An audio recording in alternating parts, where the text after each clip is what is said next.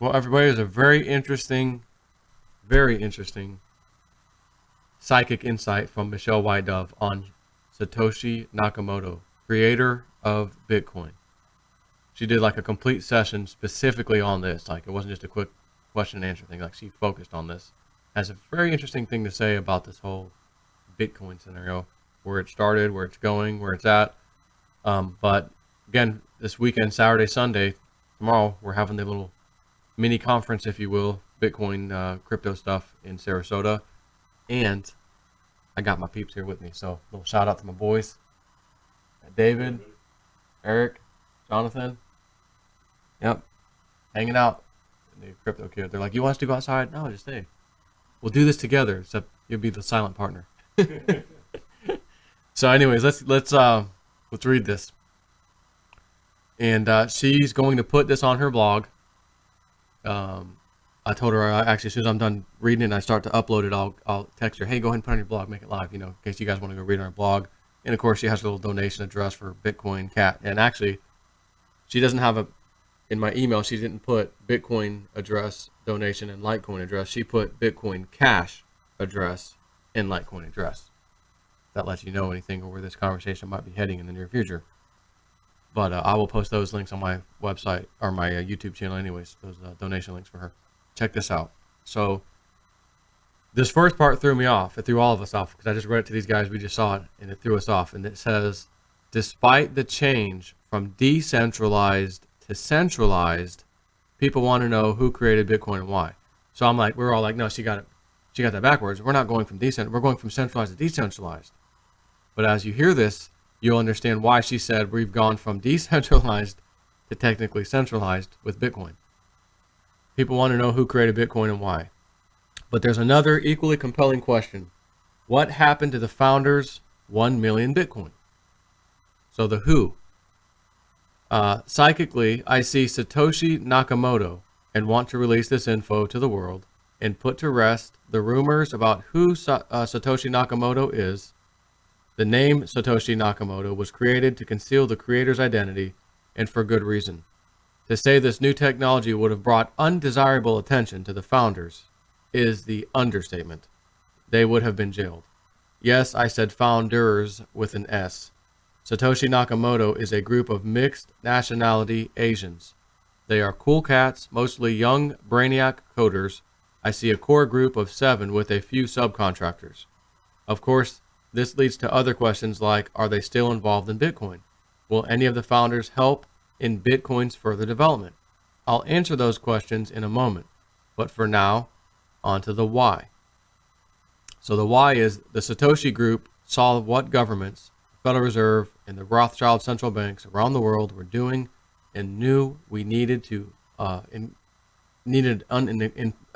incorruptible means of financial exchange.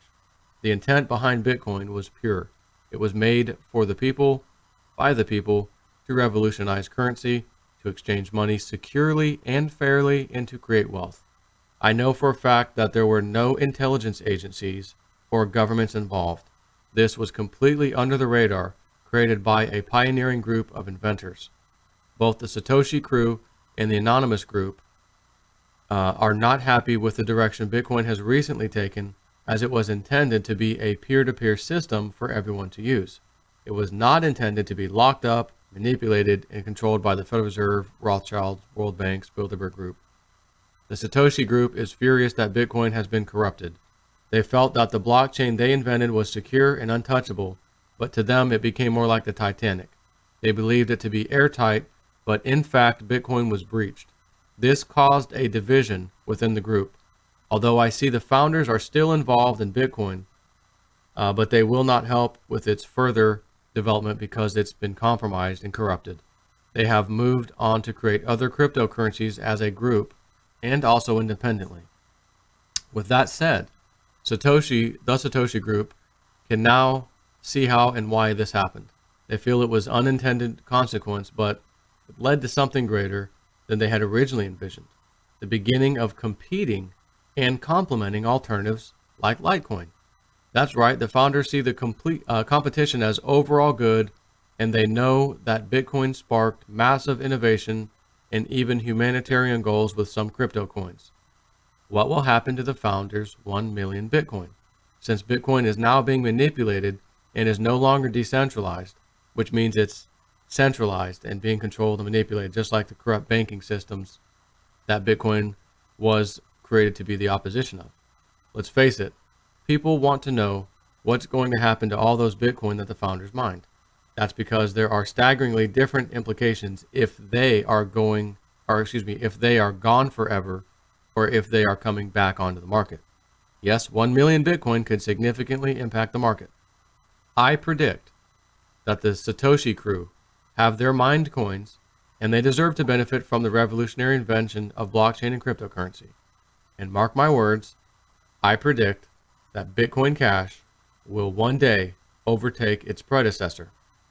And since so many people are asking me when I see the overall market returning to its last highs, I can tell you, hold on, because as we come into September of 2018, there will be an upswing with 3 exclamation points behind that. For now, I wanted to get this information out. If I feel that there's significant interest in cryptocurrency information from me, a total outsider, then I'll seriously consider diverting some of my time, energy, and focus from other areas. If not, I'll continue to do the occasional updates like I recently posted on my website, michellewhitedove.com. Let me know what you think.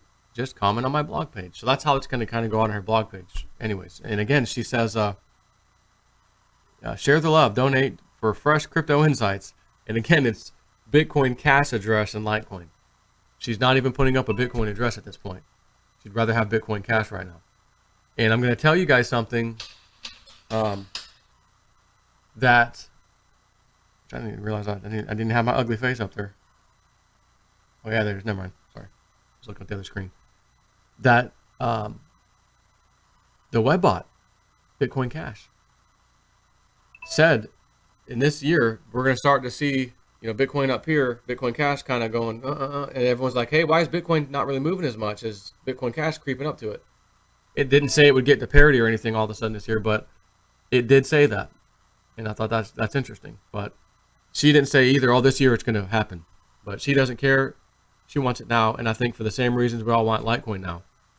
Litecoin is cheap compared to where it's going, and honestly, Bitcoin Cash may be seen as really cheap compared to where it may be going. So we may have a combined price of $100,000 Bitcoin, and maybe it's Bitcoin Cash with Bitcoin, because Cliff High already said that too. It could be all three, Bitcoin, Bitcoin Cash, Bitcoin Gold, equaling these prices. And funny enough, in February, if you added up all three, it was at the 13.8 level, which is interesting. But anyways, I just want to share that with you and see what you guys think about this. Take care.